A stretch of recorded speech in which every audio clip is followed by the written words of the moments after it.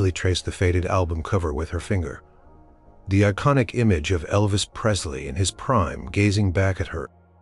His eyes, even through the grainy photo, held a spark, a boundless energy that seemed to leap out and grab you. For Lily, a quiet, almost invisible girl, navigating the sprawling, often overwhelming halls of Northwood High, Elvis wasn't just a singer, he was an escape, a confidant, a steady rhythm. Every street corner seemed to hum with his legacy. Every diner had a story, every gift shop a plastic bust. But for Lily, it was more than just a tourist attraction. Her grandmother, a woman whose own youth had been brightened by the King, had passed down not just the records but the stories, the feeling, the almost spiritual connection to the music. While her classmates were obsessed with new pop stars and fleeting trends, Lily found solace in the raw emotion of Hound Dog and the heartbreaking beauty of Are You Lonesome Tonight? Life wasn't easy for Lily. Her dad worked long hours at the tire factory, and her mom, a hairdresser, often came home with tired eyes and shoulders slumped. Money was always tight, and dreams often felt like luxuries they couldn't afford. Lily dreamed of going to art school, of painting vibrant canvases that captured the hidden beauty she saw in the world. But mostly she dreamed of a little less worry, a little more joy. It was a sweltering August afternoon, just like so many in Memphis when the impossible happened. Lily was helping her Aunt Clara, who worked as a personal assistant for a local philanthropist, sort through some charity event details. Aunt Clara, usually bustling and efficient, suddenly paused, a strange look on her face as she read a memo. "Lily, are you listening?" Aunt Clara asked, her voice hushed. Lily, who had been humming a faint Elvis melody under her breath while organizing donor lists, nodded, startled. "Yes, Aunt Clara, just finishing up." "Well, listen to this," Aunt Clara said, holding up a sleek, embossed invitation. Expected to Aunt Clara, "Are you serious?" Aunt Clara smiled, a rare, soft smile. "As serious as a heart attack, honey? Now Mr. Harrison has a few extra invitations for staff, and he knows how much you adore Elvis. He suggested you might like to go as my guest. It's a very exclusive event, just a few dozen people." Lily's heart began to pound, a frantic drumbeat against her ribs. The very thought of stepping inside those hallowed grounds, the place where her idol lived, breathed, created, it was almost too much to comprehend.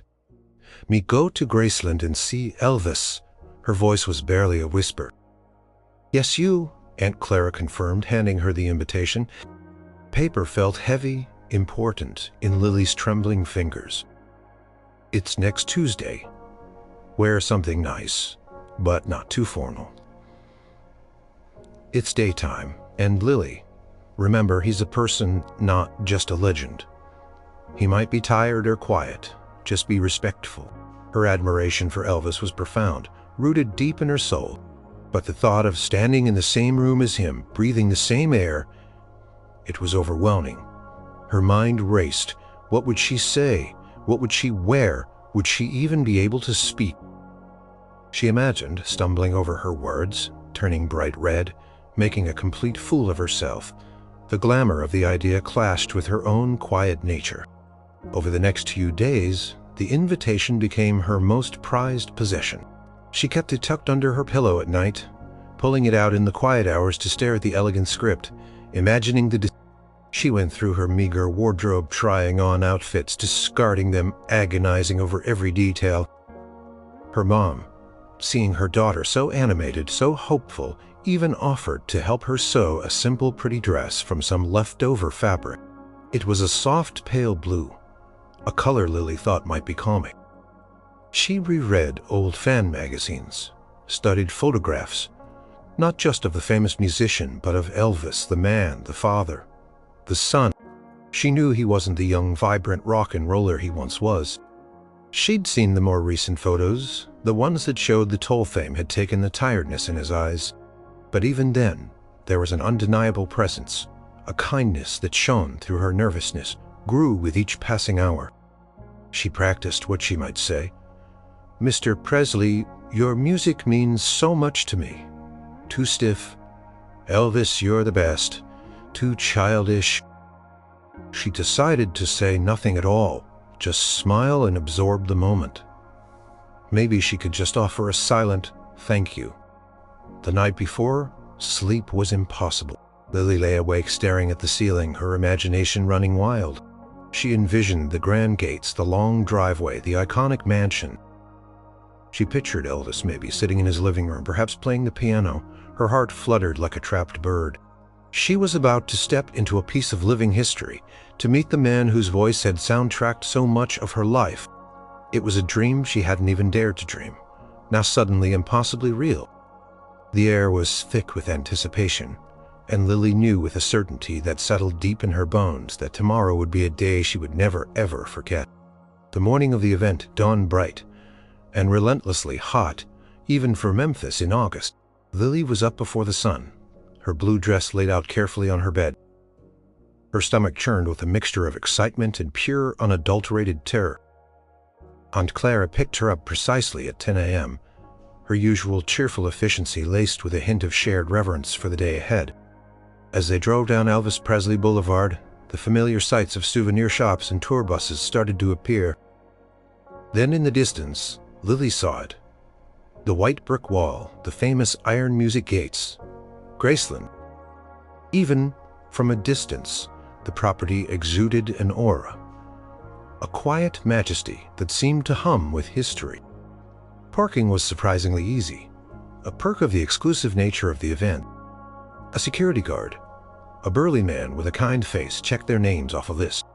As Lily stepped out of the car, the noise of the street faded, replaced by a strange, almost reverent quiet.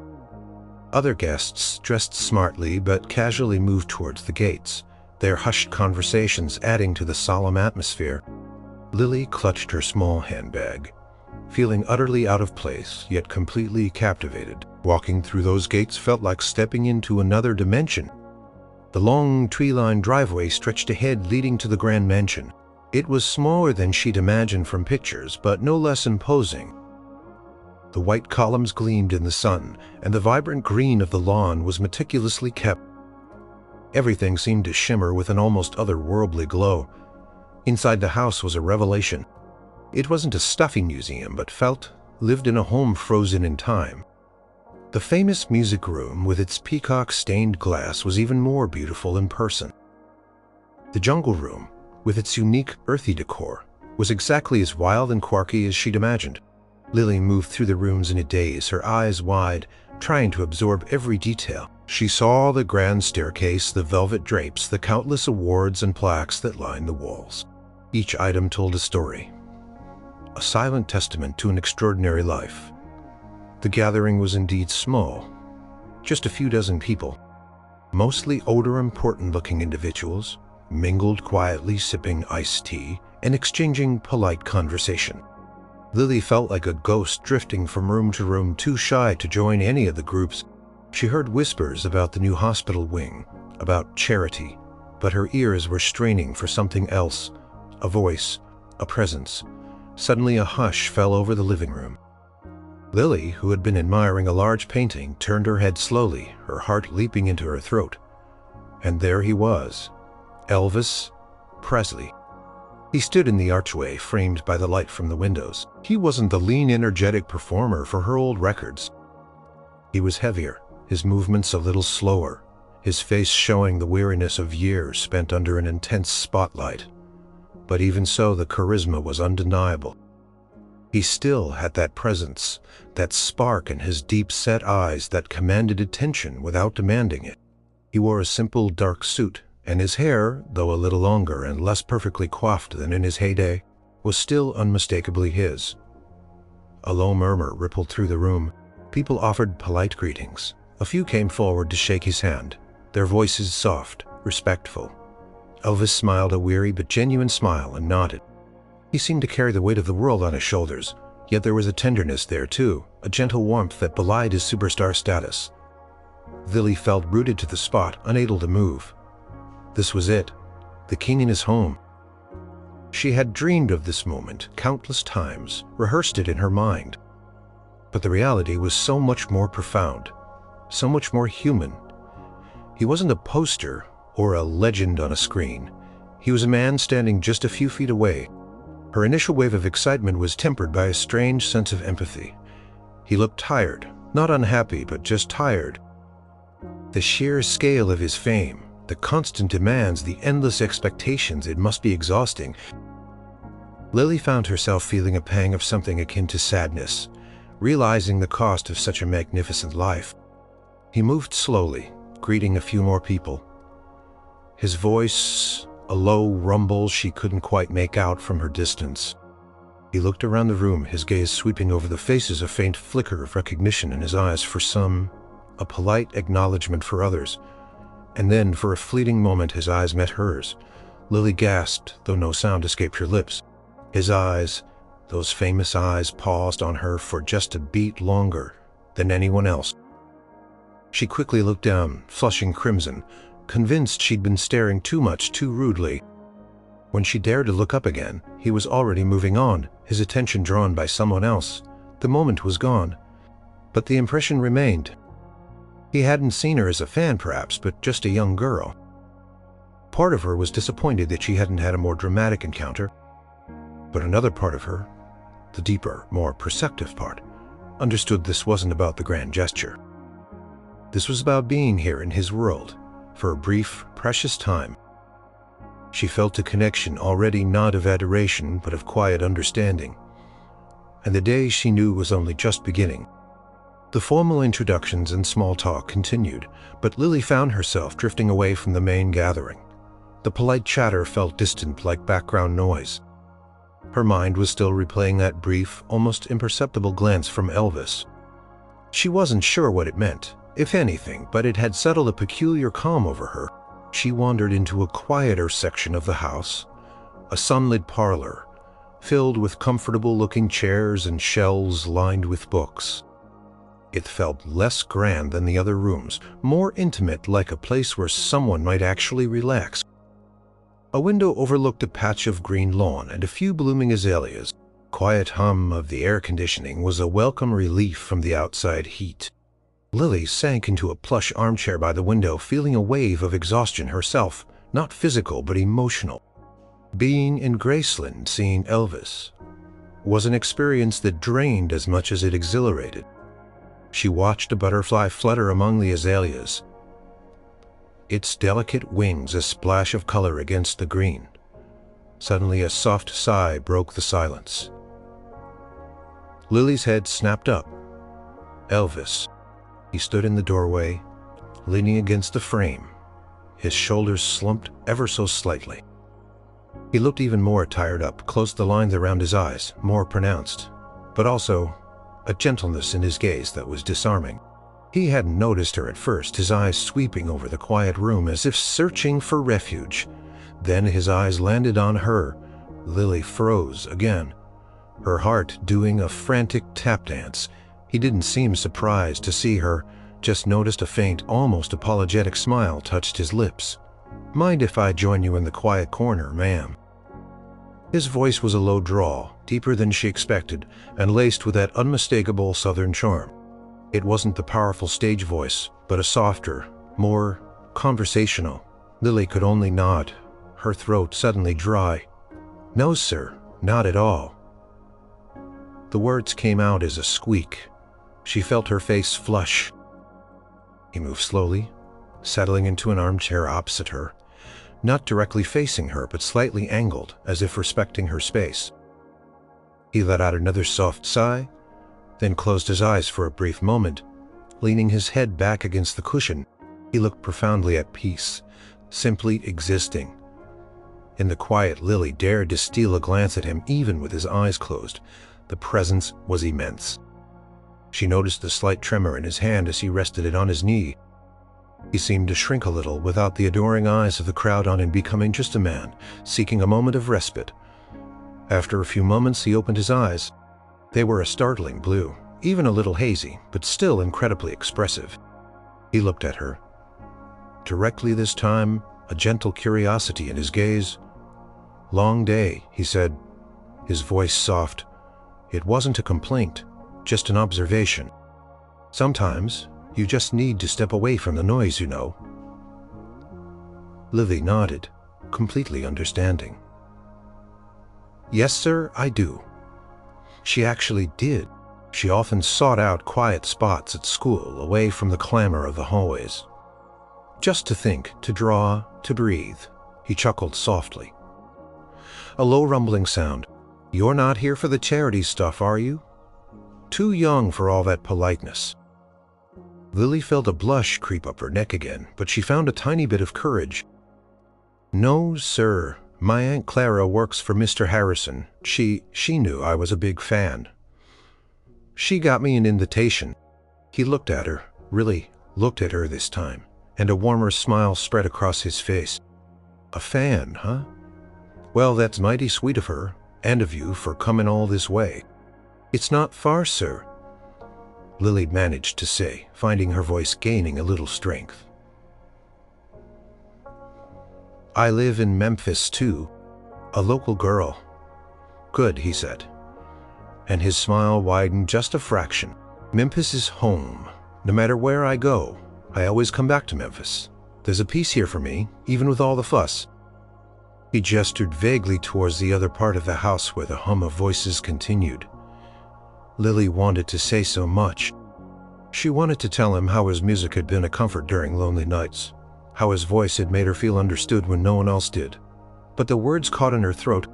All she could manage was a simple heartfelt, "Your music, sir, it means so much to me, it really does."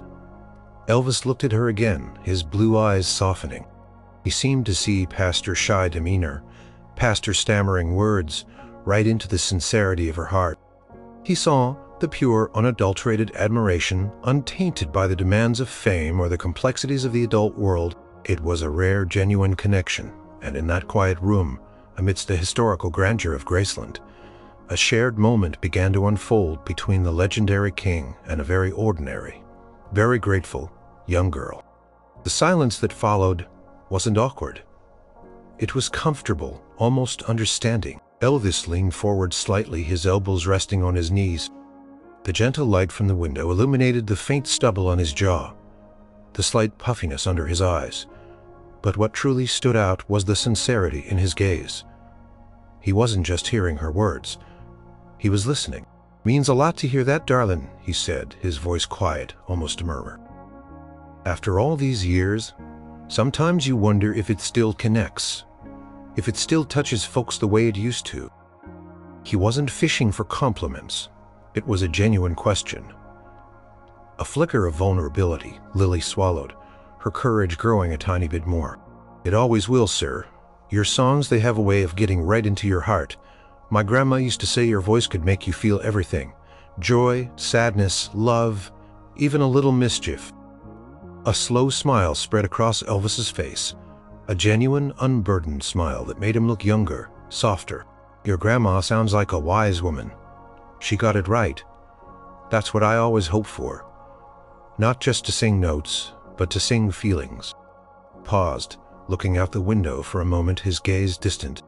The stage, the lights, the screams, that's one thing. But the quiet moments like this when someone tells you a song really moved them, that's the real payment. Lily felt a profound sense of understanding wash over her. She had always imagined the life of a superstar to be one endless thrill ride. But here he was admitting that the truest reward was something quiet, intimate. It humanized him in a way no biography or documentary ever could. He wasn't just Elvis, the global icon. He was a person with insecurities and a longing for genuine connection, just like anyone else. "What kind of songs do you like, Lily?" he asked, turning his attention back to her. He remembered her name. That simple fact made Lily's heart swell.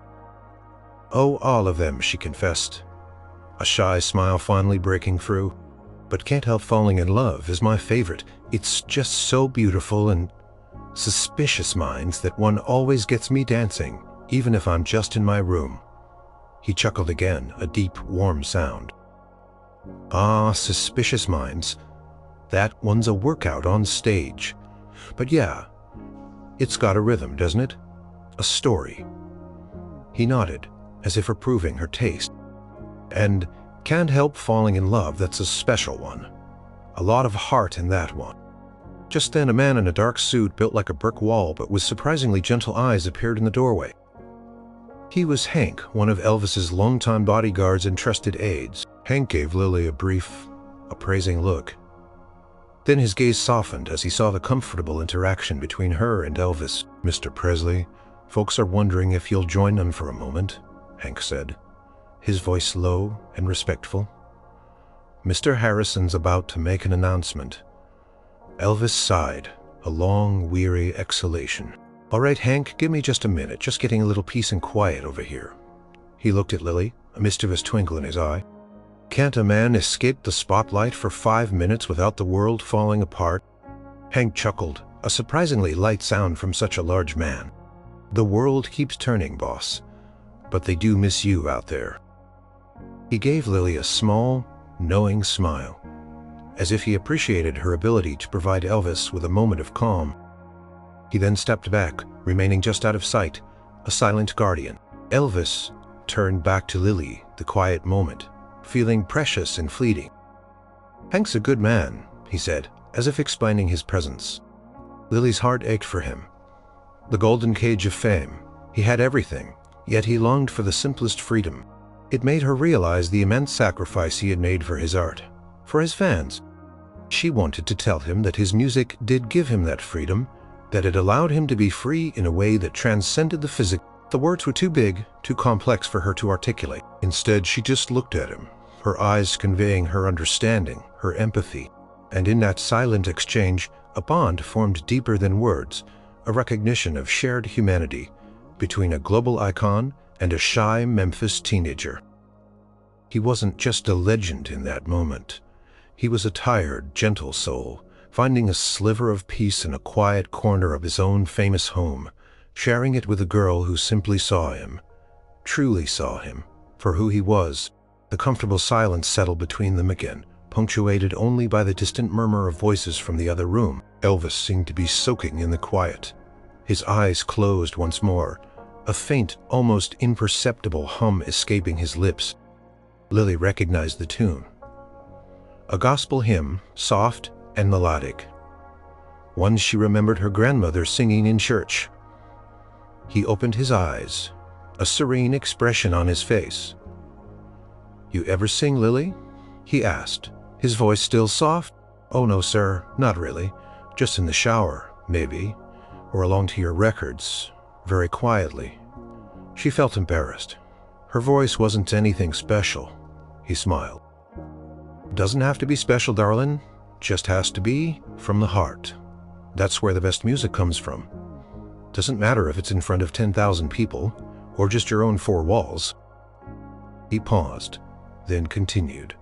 "My mama, she always said I had a voice that could soothe a crying baby or make a grown man weep. She loved it when I sang those hymns, simple tunes, but deep, you know."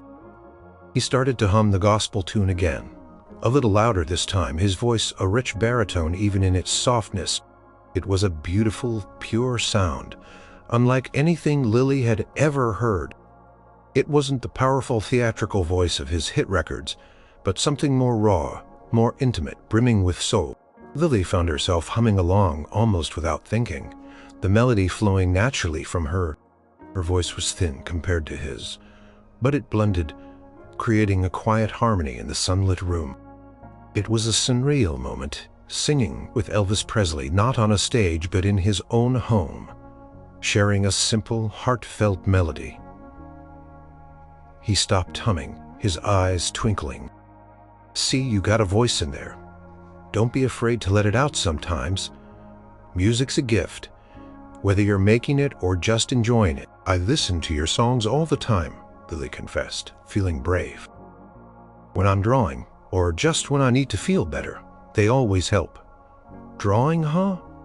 he asked, genuinely interested. "What do you draw?" "Oh, just whatever I see," Lily explained, feeling a little more at ease. "People, places, sometimes just colors. I want to go to art school, but it's expensive." The words slipped out before she could stop them, a flash of her family's struggles. Elvis's expression softened further, a look of understanding in his eyes. "Art school, that's something. Creation, that's important. Gotta have a way to get what's inside out, otherwise it just builds up, you know. For me, it was always the music. For you, it's the drawing." He seemed to see a parallel between their two different worlds, a shared need for expression. He shifted in his chair, leaning back, his eyes surveying the room, then settling on a framed photograph on a nearby table. It was a picture of him and his daughter, Lisa Marie, as a young child. A tender smile touched his lips. "My little girl," he murmured, his voice laced with pure affection. "She's the light of my life. You ever have kids, Lily? You'll know nothing else matters. Not the fame, not the money, not the crowds. Just that pure, innocent love." Lily watched him, captivated by this vulnerable, open side of the king. He wasn't talking about record sales or sold-out concerts.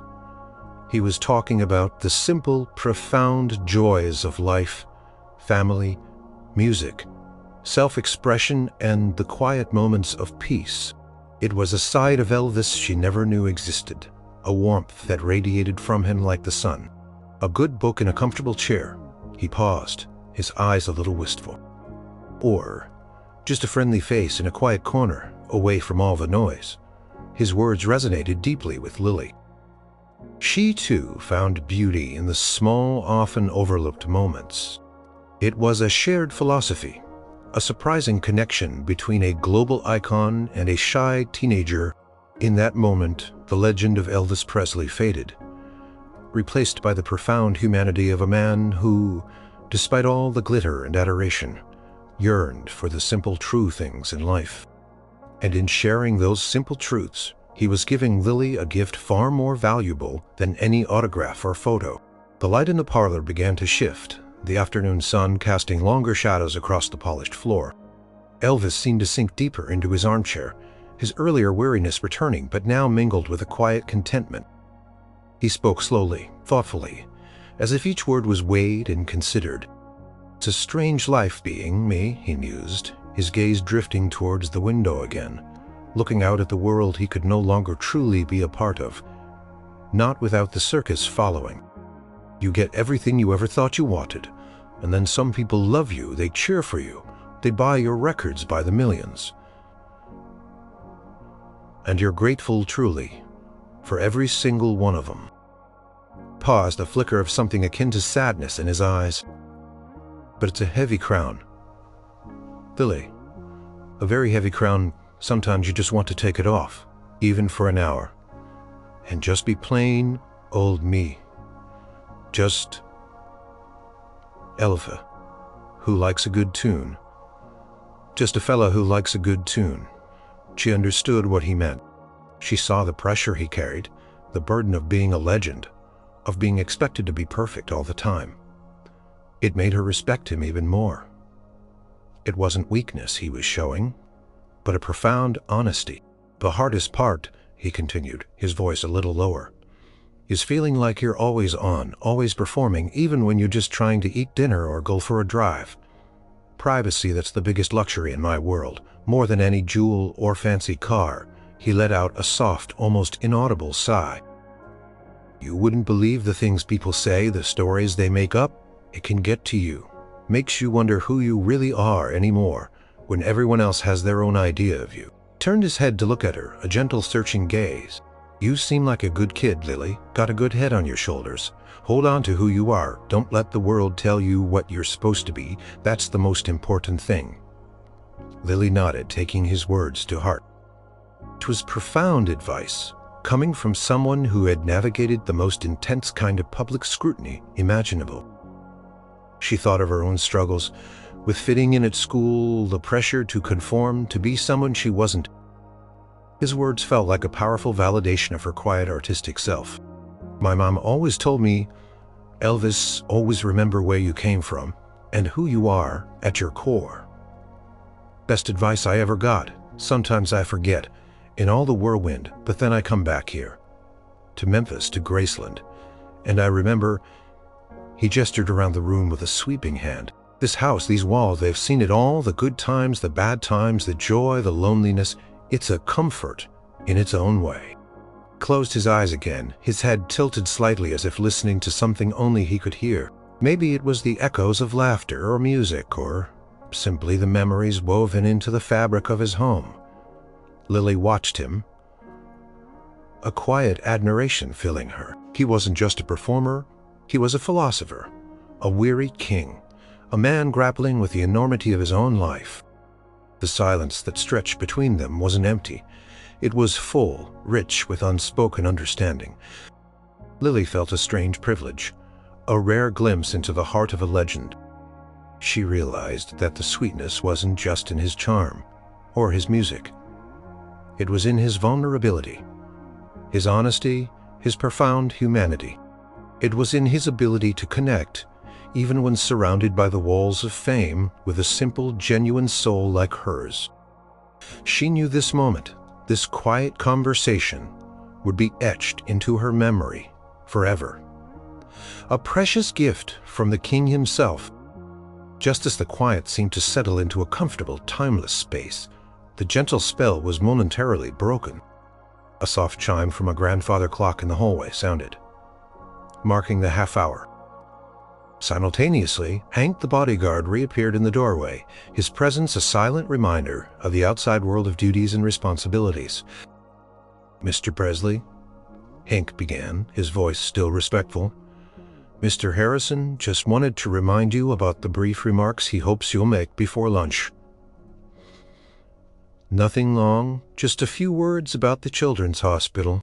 Elvis sighed, a familiar weariness returning to his posture. He pushed himself up from the armchair, his movements a little stiff. "Right, Hank, the speech, always a speech." He said it without malice, more with a resigned acceptance. He gave Lily a small, knowing smile, as if to say, "This is my life." As he stretched, Elvis's gaze fell upon a small, exquisitely carved wooden bird perched on a nearby side table. It was a simple piece, a common sparrow, but rendered with incredible detail. He reached out and gently touched its head with his index finger, his expression thoughtful. "You know, Lily," he said, turning slightly, a glint in his eye, "sometimes I look at something simple, like this little bird, and I think about all the fuss and bother in the world, people chasing after big things, big dreams, big money, big fame, and here's this little fella, just a common sparrow carved from a piece of wood." He paused, still looking at the bird, then slowly turned back to Lily, a different kind of light in his eyes now, a mischievous sparkle mixed with profound insight. It was the look of someone about to share a secret, a truth wrapped in a playful package. "It makes me think," he continued, his voice taking on a slightly different cadence, a storytelling rhythm. "People always used to ask me, especially when I was younger, 'Elvis, what's the biggest thrill you ever got? Was it singing to a million people? Was it seeing your face on the cover of every magazine?"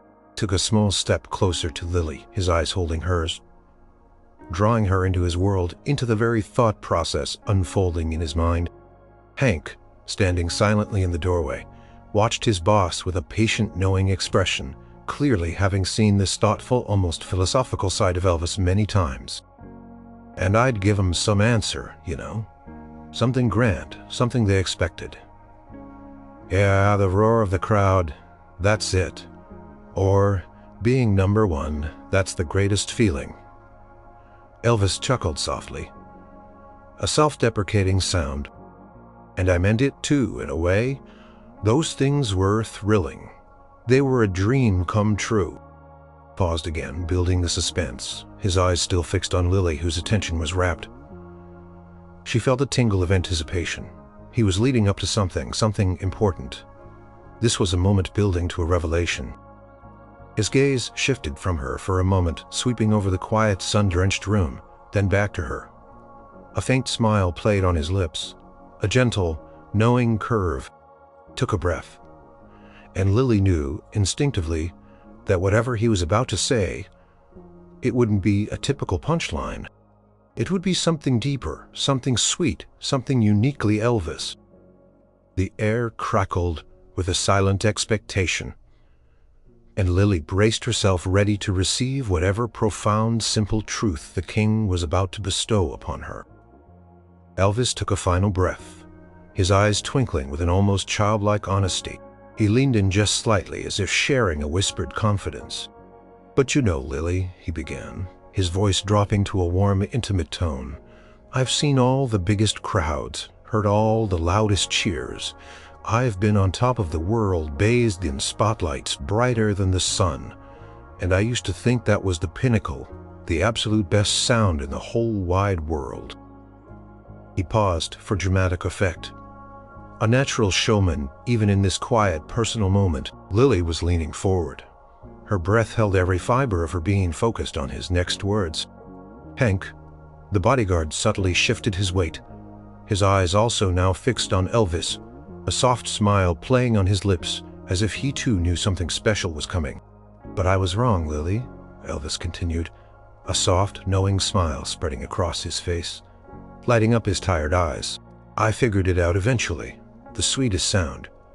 It's not a million fans screaming my name. It's not the roar of a stadium. It's not even a standing ovation after the best show of my life." He paused again, letting the weight of his words settle, letting the contrast between his immense fame and the quiet truth he was about to reveal sink in. Then he delivered it, not as a punchline, but as a tender, profound observation, his voice filled with warmth and a deep, surprising sweetness. "Or the gentle, soft breathing of someone you care about, asleep right next to you, safe and sound." He looked at Lily, his blue eyes crinkling at the corners, a genuine, heartfelt smile on his face. "It's finding the quiet beauty when you've been living in a storm." Lily didn't laugh. How could she? It wasn't a joke that called for laughter. It was a truth that called for a profound emotional response. Her eyes welled up, not with sadness, but with an overwhelming feeling of warmth and understanding. It was so simple, so beautiful, and yet so deeply profound, coming from him, the man who had lived a life of unimaginable noise and adoration. He wasn't talking about fame. He was talking about love, connection, and the true meaning of happiness. He was talking about what truly mattered, stripped bare of all the glitter and the spectacle. It was a glimpse into his very soul, a quiet confession of where he found his deepest peace and joy. Hank, standing in the doorway, had lowered his gaze, a subtle, almost imperceptible nod of his head, a soft, understanding smile on his face. He knew, he understood the depth of what Elvis had just shared. Lily felt a tear slip down her cheek, and she didn't bother to wipe it away. It wasn't embarrassing. It was a testament to the power of his words, the raw, beautiful honesty he had laid bare. Elvis didn't seem to notice her tears, or if he did, he didn't comment. He simply held her gaze, a profound connection passing between them in the silence that followed his words. In that sunlit parlor, surrounded by the echoes of a legendary life, Elvis Presley had shared his last joke, and it was, indeed, the sweetest truth Lily had ever heard. It wasn't a punchline. It was a heartline drawn directly from the soul of a king who had seen it all, and had finally found the real meaning of melody in the quiet corners of life. The profound silence that followed Elvis's words hung in the air, heavy with meaning, yet strangely light and comforting. Lily felt a tremor run through her, a mixture of awe and deep emotion.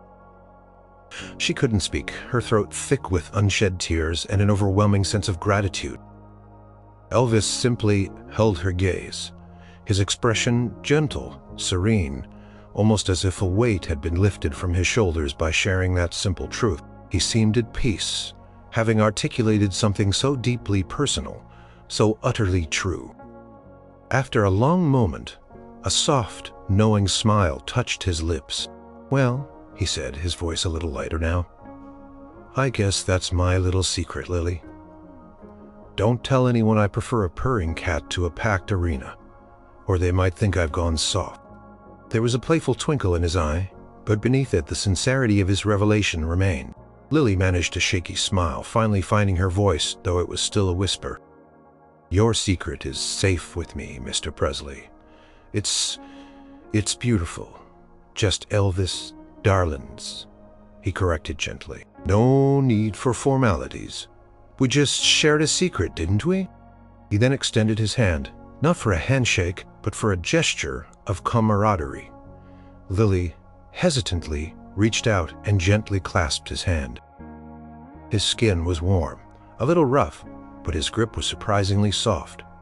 Tender. It wasn't a celebrity's touch. It was the touch of a human being. A man who saw her, not as a fan, but as a kindred spirit. "You take care, Lily," he said, his blue eyes holding hers, conveying a quiet blessing. "And don't you forget what I told you? Hold on to those quiet moments. That's where the real joy hides." Just then, Hank cleared his throat softly from the doorway. "Mr. Presley, they really are waiting for you now. Mr. Harrison is about to start." Elvis sighed good-naturedly. All right, Hank. Duty calls, I suppose." He gave Lily one last warm smile, a look that conveyed both a farewell and a lingering connection. "It was a real pleasure, Lily. A real pleasure." With that, he slowly turned and, with Hank just a step behind him, began to walk out of the quiet parlor. Lily watched him go, every movement etched into her memory. He moved with a certain grace, even with the slight weariness, the legendary swagger still subtly present. He disappeared into the main part of the house, and the low hum of voices from the other rooms seemed to swell momentarily, then recede.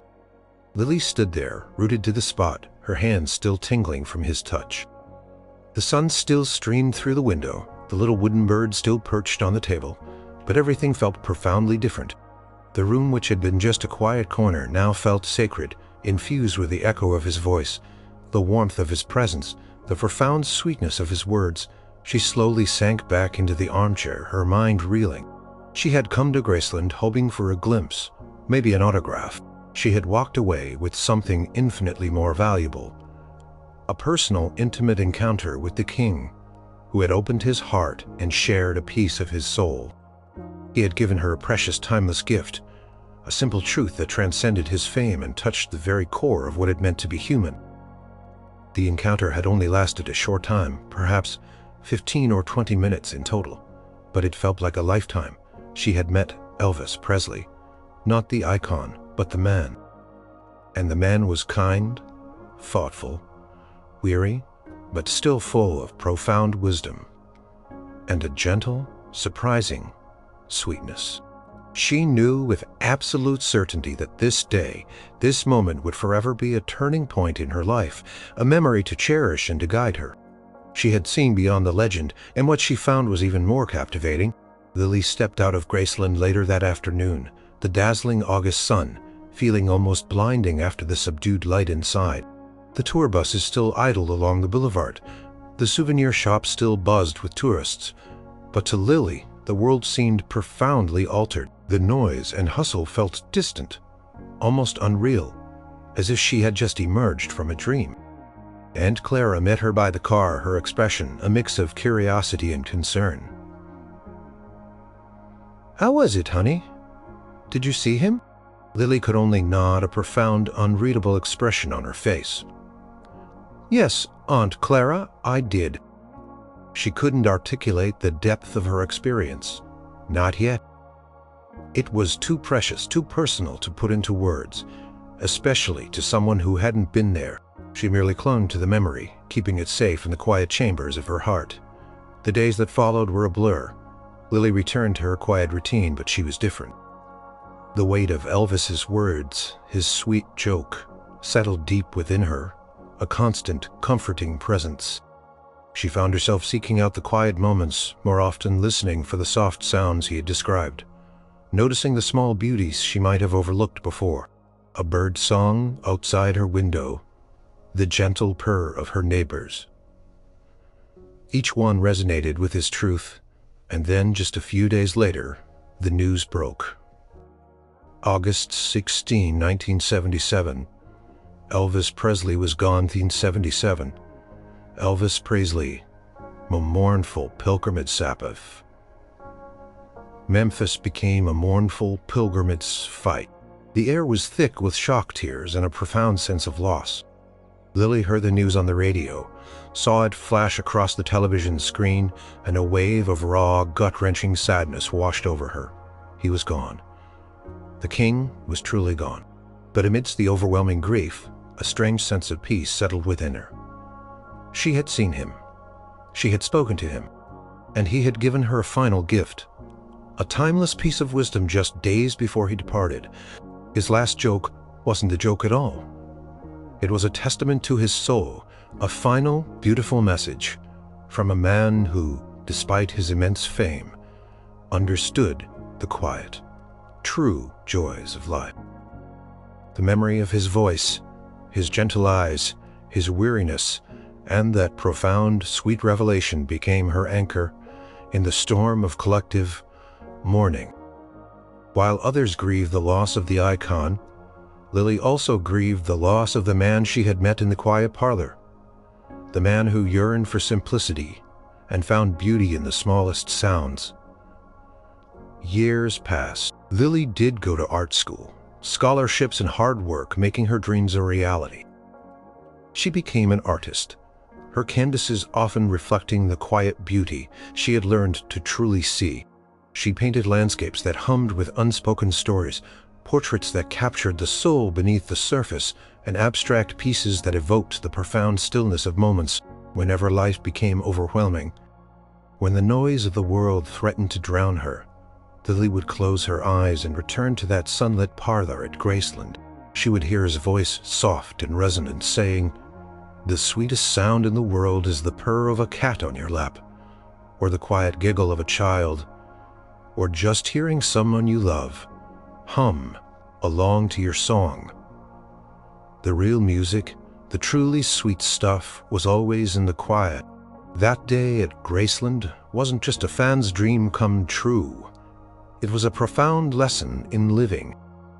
Elvis, the king of rock and roll, had in his final days passed on a legacy far deeper than his music or his fame.